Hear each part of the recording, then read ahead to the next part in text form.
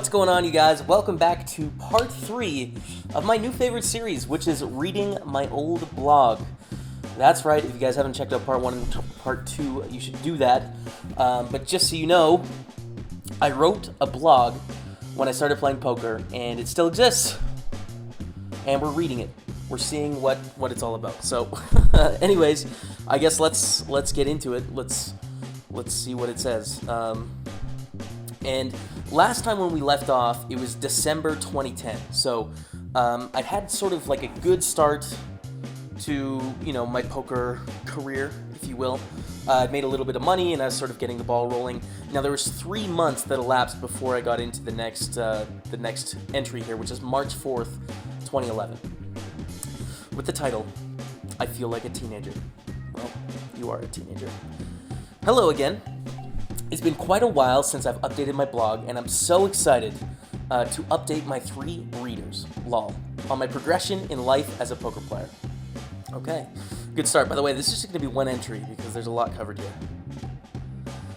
I was just looking back at my previous blog posts, and I am proud of how far I have come. It's hard to believe that in September I had $50 to my name. Again, true. I will start with December because I really jumped into a different stage of playing altogether. Live. I know I'm becoming a live donk, but after cashing out most of my winnings from late November, I had some actual cash in my hands, and it was incredibly exciting to sit down with chips on the felt and cards in my hands. So this is my first foray into live poker, which you guys don't know a ton about my live life, but it's a pretty big part of me being a poker player. I actually did play quite a lot of live coming up, and this is the first time. So yeah. In December, however, I didn't fare too well with my 2K-ish and lost about $1,700 in the Ubersoft 1-2 games at my local brick and mortar. So go with 2K and lose $1,700 right off the bat.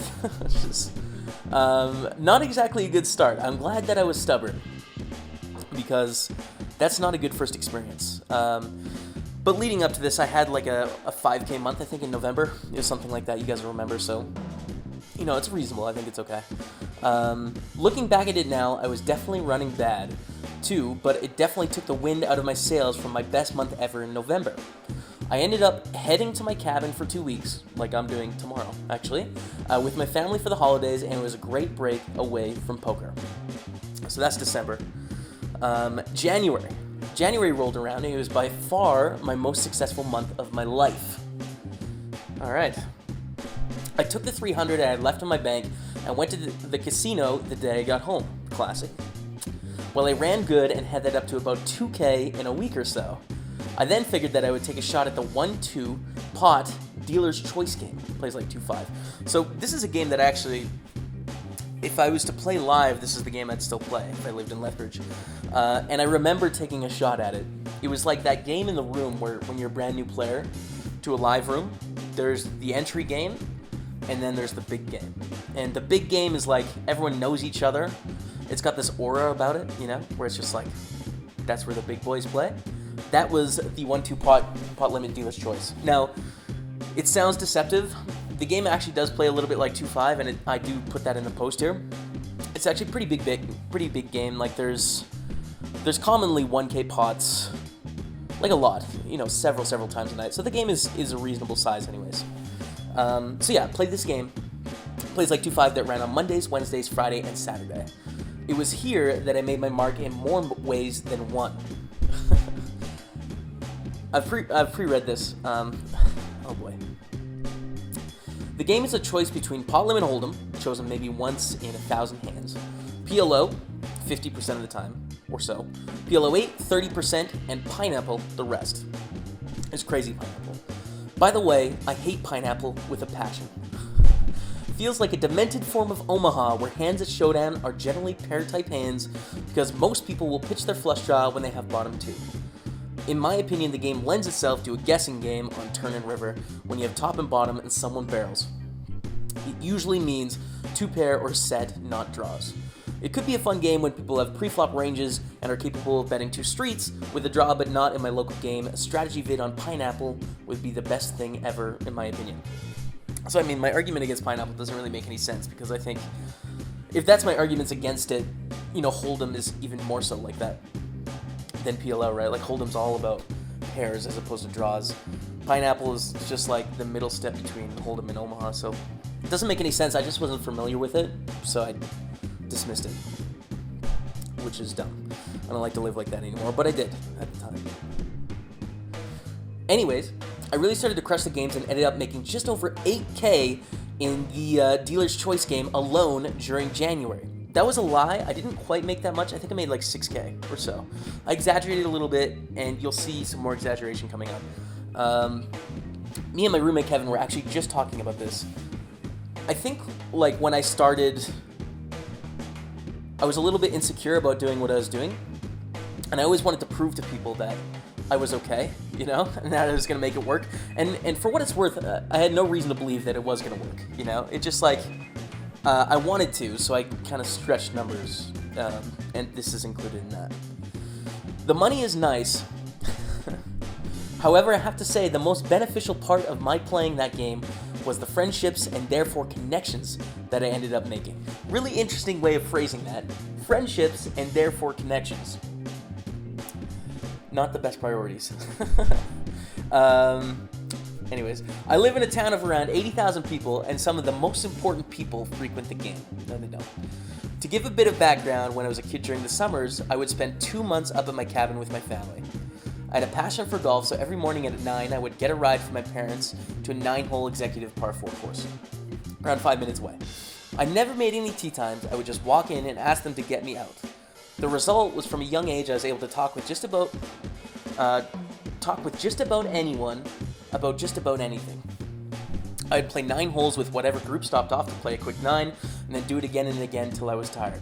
All summer. I think my greatest talent in life, people skills, was a result of playing golf with strangers all day at 12, 13, 14 years old. I've used those skills in the 1-2 DC game at my local casino and become good friends with the rich Italians, the Asian restaurant-owning degens, the dentist, lawyers, farmers, as well as the janitors, gas attendants, fast food workers, and professional roulette players, lol. I feel like I have a name for myself in this town. Like if I wanted to play every event in the series next year, when I'm 21, I could be back the whole way. Maybe selfish, but the feeling of being known and important almost surpasses the feeling of making 8K. Live poker has provided me with things that online can't provide me, and that's why I'll continue to play. Oh man, what a paragraph. Oh, okay. So we gotta break it down. First, I did think that was cool, really cool at the time. And it's true. So as a 19 or whatever, I think I was 19 here. As a 19-year-old, one of my favorite things about poker to this day is that I would never be able to meet some of the people I meet playing live poker at my age, just in my area, right? So growing up as upper middle class guy in golf, it's just like, I'm never gonna meet an Italian restaurant owner, right? Or like be able to talk for an hour with a dentist or a lawyer, right? Like that's just like not something that I am capable of having the experience of. Or like a dishwasher at a restaurant. So poker is really cool that way, in that it brings in all these people from different areas of life and puts them together, and they can sort of interact on an equal level. That's super, super cool. So, maybe I stretch this a little bit in that, I definitely played with some very successful people. To say they were the most important people of my hometown, I think is a little bit of a stretch. But I did get to play with lawyers and doctors and business owners. Like, all of this stuff is true. I get to play with these people and learn how they viewed life and where they came from, and made some really cool friendships with people that I never would be able to without poker. So, I still feel that way. It's exaggerated a little bit. So the name for myself in this town, I mean, this is pretty delusional, I think. Relating it to like my past experiences, I definitely did have a little bit more self-worth with other people because I found something I was good at, and they recognized that I was good at, and I think they liked me playing in the game. They enjoyed it. So like, these are people that I could go and talk to, but do I think they would respect me as like an equal? No. I mean, they still viewed me as a kid. And, of course, you can always look back and say I was. Like, I'll look back when I'm 27 and be like, oh, what was I doing? What an idiot, right? But, yeah, so that's exaggerated. And the known and important thing is really interesting. But I think maybe illuminating as to, like, what is important to me in poker. Maybe selfish, but the feeling of being known and important almost surpasses the feeling of making 8K. Which is very interesting that I felt that way. I mean, I guess in a weird way, that's sort of like my approach now, in that the money isn't very important to me. What's more important is, like, accomplishing things, right? So I'm not doing this. I'm not doing this vlog or Twitch or anything like that to be known or important, but more to just, like, accomplish things that haven't really been done before, that are difficult. And I guess maybe through playing poker, I sort of just disrespect how difficult it is to make money, because I think a lot of people do that. But I think it's more interesting to, like, run a successful YouTube channel, or win a scoop title, right? Those things to me are, like, more interesting than just, like, having a number in the bank that to me doesn't really accomplish too much, So, anyways, that's that. Okay, there is another paragraph here. Long post. I mean, it's 3 months coming back, so. However, live isn't all good. When you hit a downswing, it can feel like it will never end. That's kind of true. Which makes sense when you play for 10 hours and don't even have enough hands to cover 1 hour of 8-tabling online. Also true. February was the start of a nasty little downswing that again had me feeling down. I invested 10K in the stock market to start off the month, so I only had around 2K in liquid cash. That 10K was 3K, by the way. I don't know why I started this lie. I think it was in that big game where I was talking about investing and sort of like someone was like scoffing at me a little bit, and I dropped the 10K figure or something like that. So another sort of exaggeration, just try and be more something, I don't know. But anyways, so I put 3K in the market, but apparently I had 2K in liquid cash and then some online stuff. Proceed to miss every draw in the book and lost 1.5K in a week. All right, Phil, help me relax. It was at this point where I figured it was time to grind some online. I don't want to draw on my investments, and it'd be nice to get away from live for a while.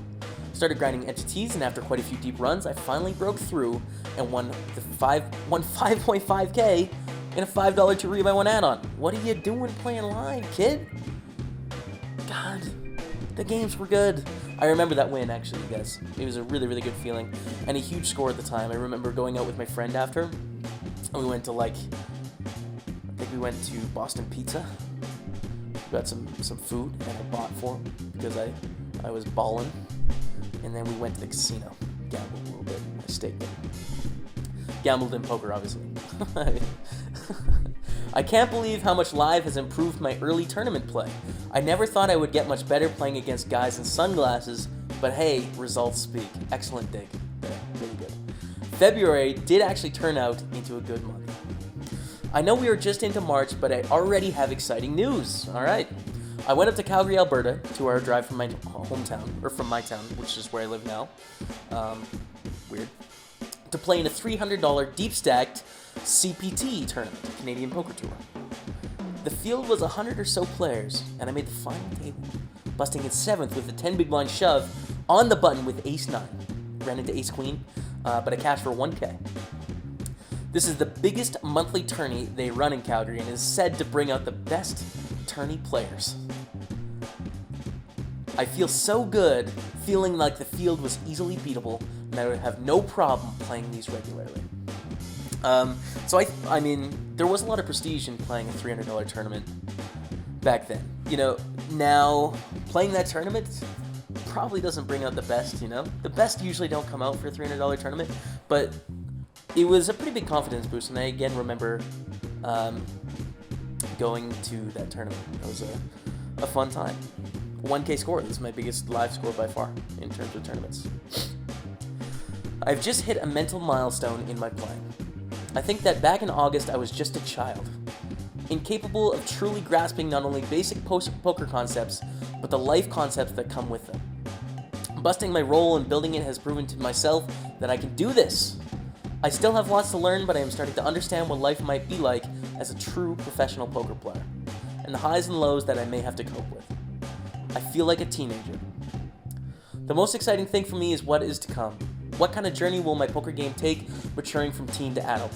Can I continue to move up the pay scale and potentially hit baller status? Only time and hands will tell.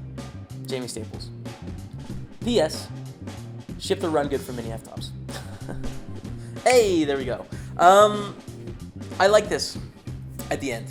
So, I think this is true, even though I sort of laugh at myself a little bit for some of the things I've said.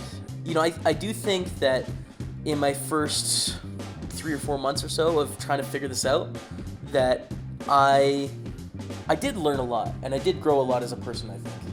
So that's really cool, and I sort of recognize that. I learned a lot of life lessons, and I did experience the first part of like what it might be like to be a professional poker player. I had a terrible attempt at it, but it's true. I had my first experiences with variance and bankroll management and, you know, all these different games and stuff, so that's kind of cool. That was a long post.